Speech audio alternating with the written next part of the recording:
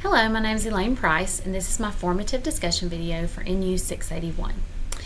I'm doing my clinical practicum at UNA University Health Services, and during my practicum, I've worked closely with the nurse practitioner to provide care to patients with diverse concerns ranging from dermatological conditions to nasal obstruction to skin infections, and then just runny nose, nasopharyngitis, and pharyngitis.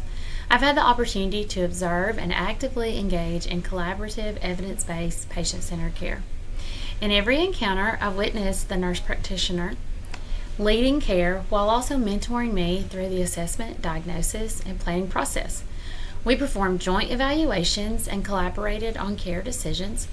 In cases involving language barrier or financial concerns, we incorporated therapeutic communication and problem-solving strategies to ensure that each patient's individual needs were addressed. I think that is one of the interesting things about being here is they don't file insurance. So you have to go over with the patient each thing that you're going to do if it involves a test or medications because those are out of pocket. Regarding the roles of the healthcare team and potential collaborators, in our clinical setting, the nurse practitioner serves as the diagnosing and prescribing clinician. My role as an MSN student includes performing physical assessments, contributing to differential diagnoses, providing education, and helping patients navigate care recommendations. The nurse practitioner also collaborates with the nursing staff prior to and after seeing each patient. To answer question 2 about treatment objectives and evidence-based intervention, each treatment plan that I've taken part in was based on clear objectives, patient history, and evidence-based guidelines. For example, a patient came in with edema in both legs but had no history of high blood pressure or heart disease, and his blood pressure was normal that day. The goal was to reduce the swelling, promote mobility, and address weight and dietary issues. This was accomplished through diuretic therapy of hydrochlorothiazide, education on sodium intake, compression therapy, and activity promotion, because the patient admitted that they had watched TV the day before with their legs straight down for over 5 hours without getting up. So activity promotion was a really big part of treating his edema.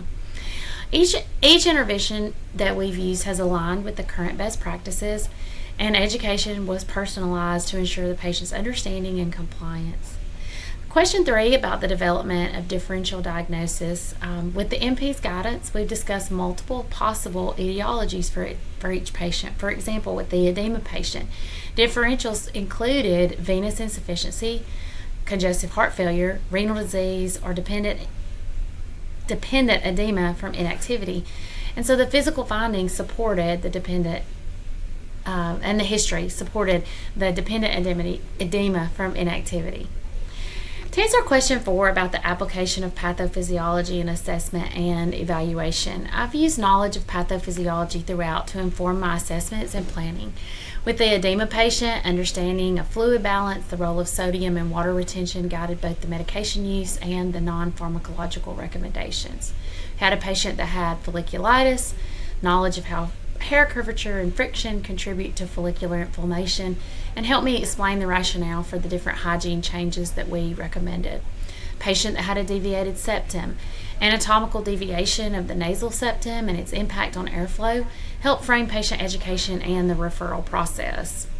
My most memorable clinical experience is the patient that had the deviated septum, because it was an international student, and the challenge of the language barrier combined with the patient's concern about the cost and access to health care, specialty care, gave me a meaningful opportunity to practice cultural humility, therapeutic communication, and advocacy.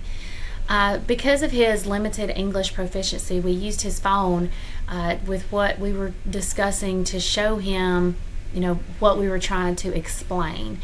So we were able to look up pictures to help him and use these visual aids and simplified explanations, and also to help him coordinate with the ENT and make sure he knew how to navigate that, because when he goes there, they aren't going to go over the cost of things with him, so instructing him that he needed to ask about the cost beforehand.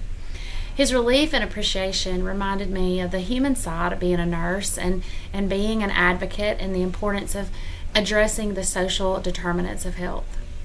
The objectives that I've achieved to date is to apply advanced integrative clinical concepts in the practicum setting. I perform full and focused physical assessments across multiple systems, and this helps contribute to the diagnosis and treatment planning with the nurse practitioner. I've incorporated evidence-based practice to improve health outcomes in diverse population, and I've used current guidelines and research-based interventions.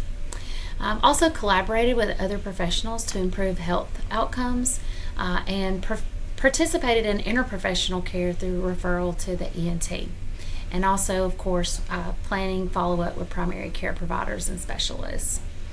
I have modeled advanced level leadership. I took the initiative on patient education, used critical thinking to anticipate needs, and adapted my teaching methods to meet the communication barriers.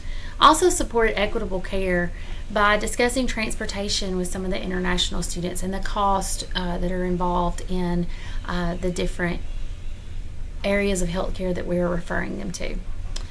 I've appraised professional standards associated with advanced nursing care, including the scope of practice boundaries and patient confidentiality.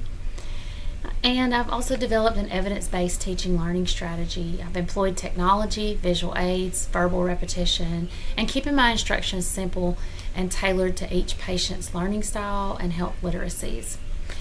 To achieve the remaining course outcomes and reinforce the ones that I've already addressed, I'm going to continue to conducting independent assessments and contributing to diagnostic discussions, expand my collaboration with interdisciplinary teams, strengthen my leadership role by guiding patient care discussions and anticipating the patient's needs. I'm definitely going to continue to engage with the current literature to enhance my understanding of evidence-based practices and update patient education accordingly. I look forward to the rest of my practicum. Thank you.